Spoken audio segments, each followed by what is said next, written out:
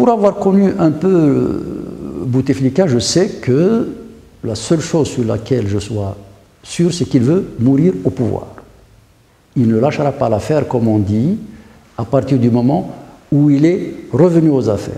N'oublions pas qu'il a fait partie de tous les putschs qui ont marqué l'histoire de l'État algérien depuis l'indépendance. Sauf qu'à l'époque, il avait organisé pour une première fois, avec d'autres, au profit de Ben Bella. Ensuite, il l'a organisé au profit de Boumediene. Aujourd'hui, il se sert lui-même. D'accord. Donc c'est dans la nature même du personnage, c'est de l'ordre psychologique. Je crois qu'il faut lui reconnaître d'avoir dit qu'il ne croit pas au pluripartisme, il ne croit pas à la démocratie. Pour lui, je pense qu'il ne croit pas non plus à la citoyenneté.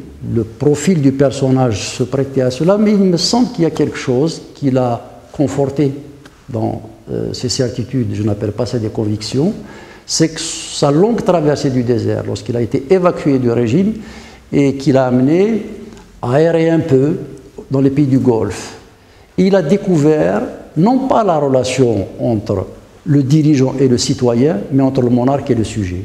Il rêve d'une société de sujets. Il ne s'agit pas de donner une perspective à la nation, c'est le drame de l'Algérie. Il ne s'agit pas d'organiser une compétition loyale dans la classe politique. Il ne s'agit pas d'ouvrir des perspectives. Il s'agit de conforter le chef du moment. Le chef du moment a décidé qu'il va rester président à vie. Il restera président à vie. Après lui, probablement que la Constitution sera ce que voudra celui qui viendra à sa place, si toutefois nous les laissons faire ce qu'ils veulent, ce que nous sommes évidemment déterminés à empêcher. Est-ce que je veux dire, est-ce que les dés ne sont pas achetés avec cette réforme constitutionnelle? C'est-à-dire, si Bouteflika se présente, est-ce qu'il va être... c'est pratiquement sûr qu'il va être élu, que les dés sont jetés, quoi. Mais bien évidemment que cette Constitution est faite pour lui, pour répondre à sa volonté de rester et de mourir au pouvoir, et bien évidemment que si la communauté internationale n'arrive pas à lever l'exception algérienne, cette forme de compromission, de laxisme, qui fait que l'on se montre féroce contre les fraudes en Égypte, en Tunisie ou ailleurs, mais qu'il faut surtout ne rien voir quand il s'agit de l'Algérie, si cette forme de laxisme perdure, si la communauté internationale ne se mobilise pas pour surveiller de manière déterminée, contrôler de manière efficace la machine à frauder qui est l'administration algérienne, il est clair qu'il va passer au lama. Autre sujet qui a rien à voir avec le sujet, cette polémique sur les faux moudjahidines et cette initiative de certains ministres et certains députés de l'Alliance au pouvoir de déposséder de leur titre de député, les députés du verset des comment vous réagissez.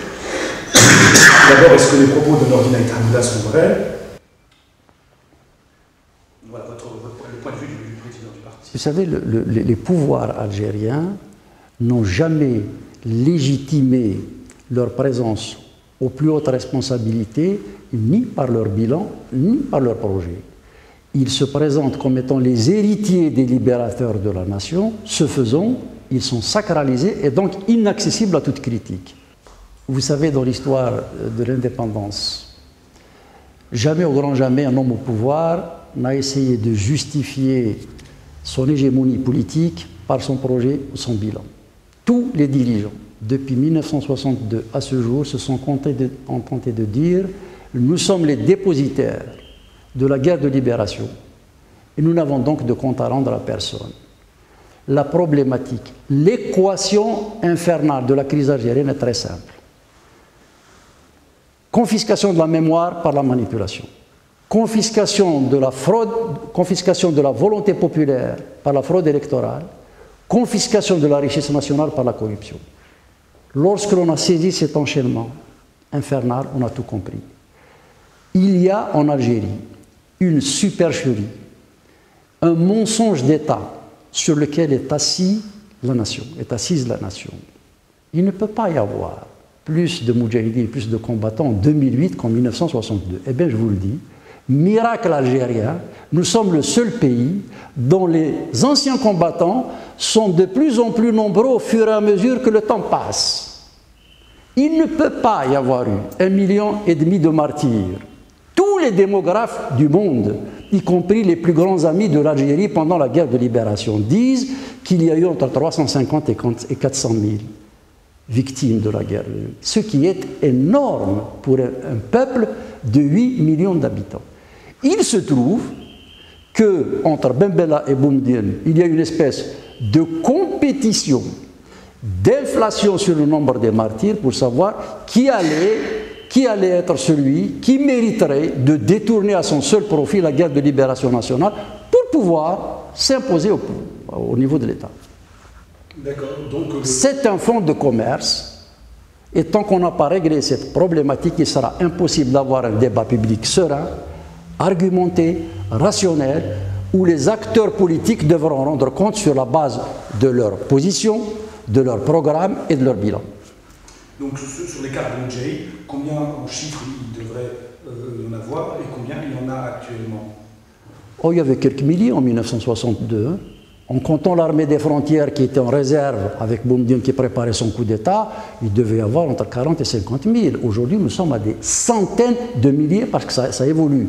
C'est la seule clientèle sur laquelle repose aujourd'hui la base sociale du régime. Le budget du ministère des anciens combattants est l'un des plus grands du budget national. Nous venons d'étudier la loi des finances. C'est absolument catastrophique. Il est en 3e position dans le budget de l'État, après la défense nationale, l'intérieur, l'éducation et donc les Moudjahidines, en 4e position. Ça sera quoi une carte de Moudjahid? Pardon? Ça sera quoi une carte de Moudjahid? Ah, mais avec votre carte de Moudjahid, surtout si vous êtes servile, vous avez tous les avantages.